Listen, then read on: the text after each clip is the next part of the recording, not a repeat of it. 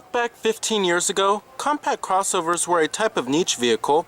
Now, however, times are different as compact SUVs are one of the prime choices for a family vehicle. People just love them because of their decent fuel efficiency, reasonable space, a high-up driving position, and easy maneuverability. The one clearly with the bestseller status is the Honda CR-V, a compact crossover that dates back to 1997. If you're looking for a small SUV, be sure to put this one on your list. So, let's go ahead and check out this 2016 Honda CR-V Touring. Now, this generation CR-V has been out for quite some time now. It's been out since the 2012 model year. You should expect a full redesign to come in 2017. In 2015, it received a refresh and included new headlights as well as new taillights and new safety technologies too, and refreshened exterior styling on the inside and out. Now, new for the 2016 model year is the addition of a new SE model, which adds a little more feature content for a small premium price over the base LX trim. Now, our model of the CR-V we have here is the top of the line touring trim with all-wheel drive.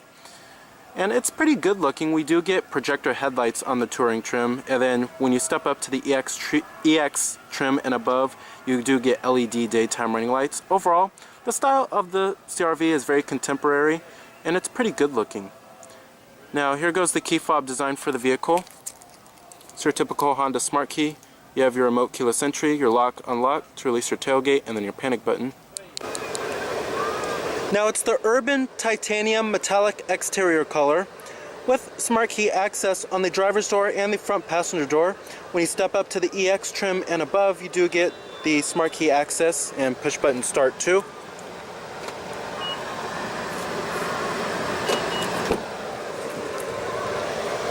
And you do have a full-on beige leather interior. Power driver's seat with power recline and power lumbar.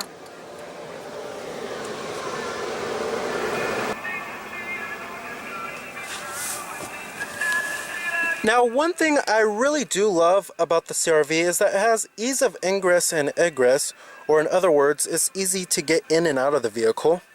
And the step-in height is fairly low. When you step on inside of this cabin, it's very roomy inside of here. And it's a pretty stylish looking cabin. It's getting slightly long in the tooth, but overall it's certainly very competitive in terms of styling and cabin design. And you do have push button ignition. Just put your foot on the brake and hit the button to start. And what you're hearing there is a 2.4 liter 4-cylinder that's also borrowed from the Accord. Full leather wrapped steering wheel.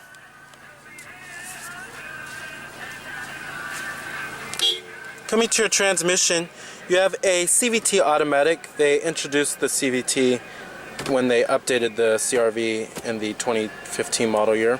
You also do have lower gear selection, and when you put the vehicle into reverse, displays your rear view camera, which does come standard on the CR-V. You also do have multi-angle views. You have a wide-angled view, a normal view, and a top-down view too. And you also do have guidance lines. Pretty cool. And I'm going to go ahead and turn on the headlights. They're already on. And the hazards. Then you have your automatic driver's side window. Let's go ahead and pop up the hood. Check out the engine bay. Heated exterior mirrors with LED turn signal indicators integrated onto the mirrors. You also do have 18-inch alloy wheels. Pretty unique looking design to them. Now, the CR-V has been the sales leader of SUVs for quite some time now, since around 2007. And there are many reasons why the CR-V is the best-selling SUV. Coming to the front, you have halogen projector beam headlights. These fairly good-looking LED daytime running lights, which come standard on the EX trim and above. And then you also do have fog lights below.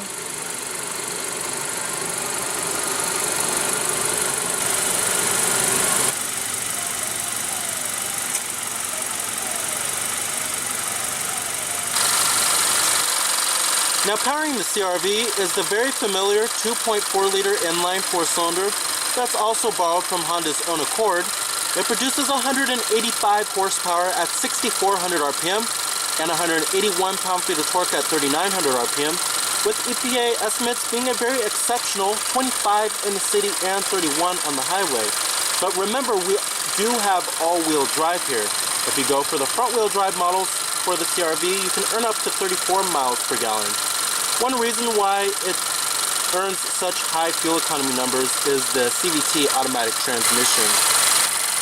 Now, one downside to the CR-V is that there's no optional powertrain available.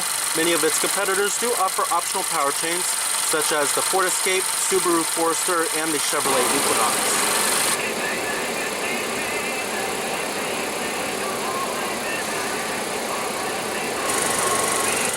Competitors for the CR-V, you have the vehicles in the compact crossover class. This includes the likes of the Ford Escape, Chevrolet Equinox, Toyota RAV4, Nissan Rogue. Many competitors in this class, Mazda CX-5, Subaru Forester. You also do have roof rails on the top right here. You can also get crossbars if you want as an accessory from your Honda dealer. Coming to the rear, you have a rear window wiper with a rear window defroster and a third brake light.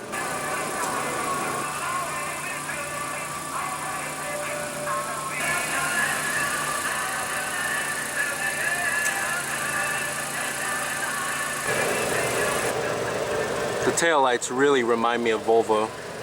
You also do have rear reflectors at the bottom right here and special touring badging. EPA estimates, like I said, are 25 in the city and 31 on the highway.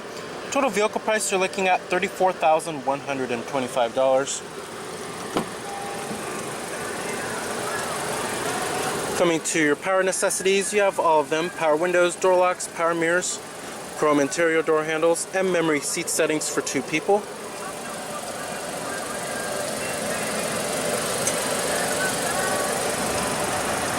Alright, so driving the 2016 Honda CR-V here. Now I have to say, the CR-V is quite an easy vehicle to drive. It's kind of for the average consumer.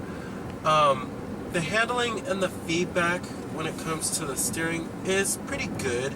It's better than the average crossover, but I wouldn't say it's as good as the Ford Escape or the Mazda CX-5, but it certainly does not feel numb at all, and you really feel for where this vehicle is trying to go.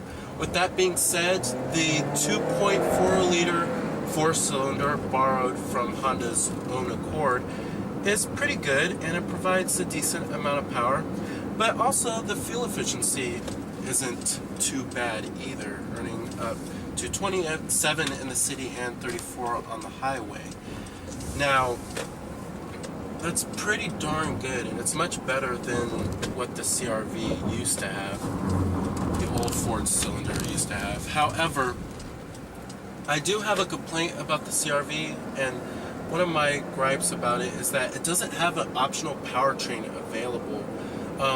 A lot of other crossovers in this class have an optional powertrain, such as the Ford Escape, as well as the Chevrolet Equinox too, and the Subaru Forester.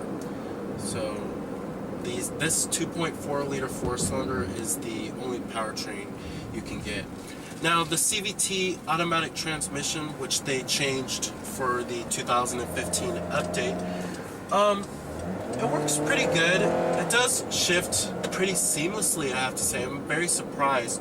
And it's one of the better CVTs out there, and it's more smoother shifting than the average CVT transmission.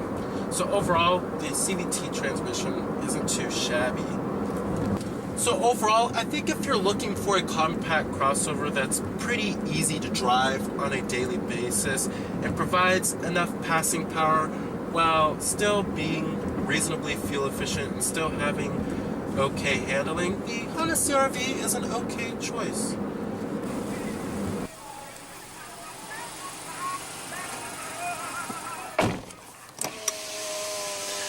Now, build quality and materials inside of the CR-V are pretty average for the class. overall, the interior is pretty well constructed, but there are some interior trim and pieces that do feel kind of cheap.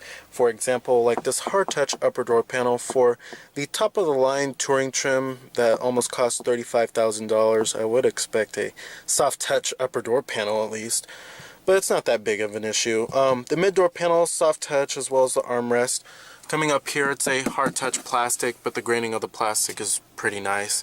And then this is slightly padded, and then you have this molded stitching that gives it a slightly more upscale feel inside of here. Build quality is pretty good overall. It's pretty average for the class. It's not excellent, but it's not the worst either. Overall, build quality and materials are certainly average. Now, coming to the steering wheel design, the steering wheel is getting a little dated, a little long in the tooth, but it does what it needs to do. It's kind of button happy a little bit. I wish they would clean up the steering wheel with the buttons just a little bit. But you have your steering wheel mounted audio controls. You could change your source from here too. You have your Bluetooth phone controls and your voice recognition down here. And then right here you have your controls for your information center too. And then right here you have your adaptive cruise control, and then your lane keep assist, and that comes on the Honda Sensing package. Now, one safety feature I really love of the CR-V is the Honda Lane Watch system. Now basically there's a camera on the right mirror, and when you signal to the right, a display of the camera will actually come up on the screen here, and it basically acts like a blind spot camera. I wish many more manufacturers would do this. It's just a brilliant idea. And then you can also turn it on or off anytime you would like, which is pretty cool. Coming up here, we also do have your auto-dimming rearview mirror, sunroof with your sunroof controls, and a little sliding shade. Some competitors do offer panoramic moonroofs. You also do have your sunglass container with a conversation mirror if you want to talk to the kids back there. Map lights, garage home link, all that good stuff. The steering wheel on the CR-V also does manually tilt and telescope with a decent range of adjustment. And the steering wheel is also leather wrapped too. Coming down here, we also do have dual cup holders, and you can actually adjust this if you would like. You also do have your heated seats down here, two staged, and then a 12-volt power outlet, a little storage pocket right there. And then down here is where you will find two USB charging ports, and I believe this is that's a HDMI input and then a 12-volt power outlet. Decent amount of center console storage. It's kind of deep, and it's nice and stitched on the center console lid and soft touch as well. Overall, storage space in the CR-V is pretty good. There's lots of places to put your stuff, like on the side right here, and then on the side right here too. Overall, it doesn't lack storage space. Coming to the climate controls, pretty easy to figure out, and love how they went with regular buttons and knobs, and they're big, clear, and easy to read. Now we do have dual zone automatic climate control. Here's your temperatures. And then you could change the temperature for the passenger side. You also do have your fan speeds right here, different zones, front window defroster, rear window defroster, and for your heated side mirrors. Overall, very simple climate controls. Now there are also two more safety technologies that come on the Honda Sensing package. This lane departure warning right here, and then you also do have collision mitigation braking. Right here we also do have your power tailgate and then your traction control off button. Then we have your Econ button, which helps save fuel a little bit. Now the gauges in the instrument cluster in the CR-V are very traditional and pretty straightforward. There's no TFT instrument cluster or no big LCD screen or anything of that nature. Some of its competitors do offer that, like the Jeep Cherokee. But overall, these gauges do work pretty well. And I love the font. It's very big, bold, and clear, especially for the speedometer, which is nice. Over here on the left, we also do have your tachometer. And then it shows you what gear you're in on the side right here between the tach and the speedometer. And then right over here, we have your coolant temperature and then your fuel gauge too. Coming in the center right there, basically that shows you all of your vehicle information. It's controlled by these buttons on the steering wheel. Shows you your oil life percentage, your average speed, exterior temperature readout, elapsed time, fuel range, average fuel economy, instant MPG, gives you a little bar. Overall, pretty basic vehicle information here, and it works pretty well. It's pretty easy to use. Now the CR-V uses a 7-inch display audio touchscreen, and you do get this system on higher end trim levels. We also do have a premium sound system with 7 speakers around the cabin. Now I have a major gripe about this system, and over here on the left you have these really small buttons. I wish they would make the buttons a lot bigger. That's my major gripe about this system. Other than that, the system is pretty easy to use. The responsiveness is pretty good. Coming to your different media sources, we do have AM, FM, XM satellite radio, all of the normal here. CD player with your optical disc drive, USB port with iPod integration, your HDMI input, which is an unusual thing, and then your AHA internet radio as well as your Pandora too. You also do have this back button right here, which helps out quite a lot. And then you have your home screen. This is your home screen right here. Coming to navigation, this is Honda's old system, and it's getting really dated, but I like how you could swipe like this across the map, which is pretty cool. But overall, this is a really dated system. They've been using this same basic interface for the navigation since around 2003, I believe. But you do have live traffic and all that good stuff. And then you can enter in your destination by voice too. Now coming to phone, you can hook up your Bluetooth phone, have all of your contacts stored on here, and then view your call history, and then you have a speed dial too. One thing I do like about this system, however, is that you don't have the touch sensitive button for the volume control. It's just a regular button, which is nice. Wish they would have this button on the other Honda models. Coming to info right here, this shows you basic vehicle information, some of it such as your instant fuel economy, average fuel economy, and the history of your trips. And then right here you have your settings. You could change many different settings from the camera, phone, system, navigation, audio, the Bluetooth. You also do have HD radio on this bad boy, forgot to mention that. And there's many different settings you could change, from the clock adjustment, clock display. I like how you could swipe like this to scroll. You also do have a day and night mode too. You can adjust the brightness. Navigation settings, your address book, previous destinations. You can edit your go home, route preference, the color and day or the color and night. Many different settings you can change here. Coming to the Bluetooth settings, you can edit your Bluetooth device list, all that good stuff.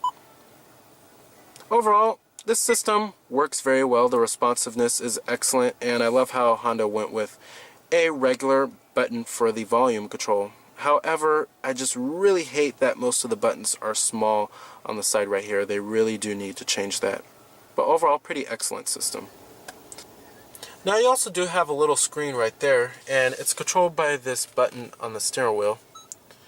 And basically it shows your average fuel economy. It's basically your vehicle information again.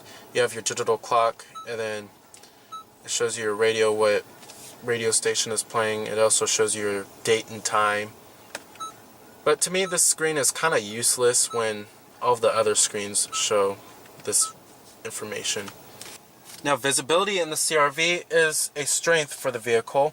And there's lots of glass area on the front windows. The A-pillars are very thin, and then seeing out of the windshield is really easy to do. Big windshield here. And seeing out of the rear is kind of hard, but at least a rear view camera does come standard. And rearward visibility is much better than what you will find in many other crossovers. Overall, visibility is a strength for the CR-V because it's much better than many other crossovers. Alright, and let's go ahead and shut down the CR-V. Let's go ahead and check out the rest of the vehicle.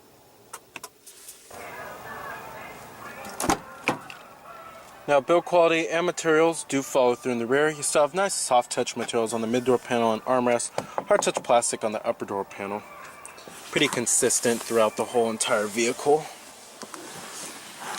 Now, One reason why the CR-V is the best-selling compact crossover is certainly because of how much room it has for its rear seat occupants. It's very roomy back here and it's very comfortable.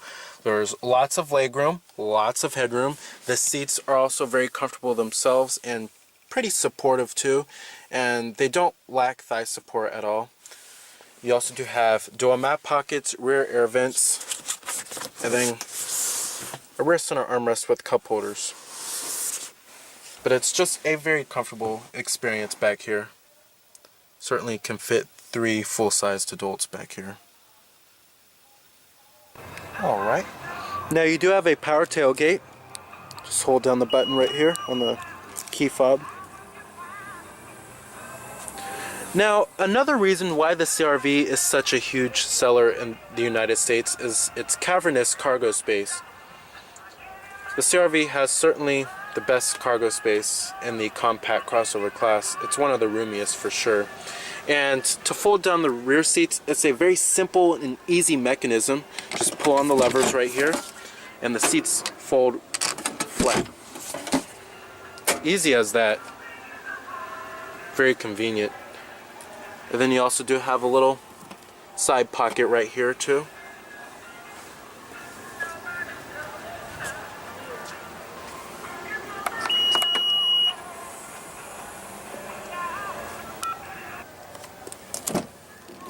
Full manual passenger seat. Glove box compartment, nice and damp.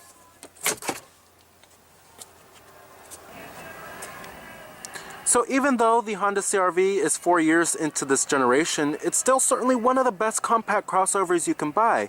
With its very roomy and comfortable interior, its many optional safety technologies, and its very fuel-efficient powertrains. So remember that this is Cameron Birch from Cameron's Car Reviews.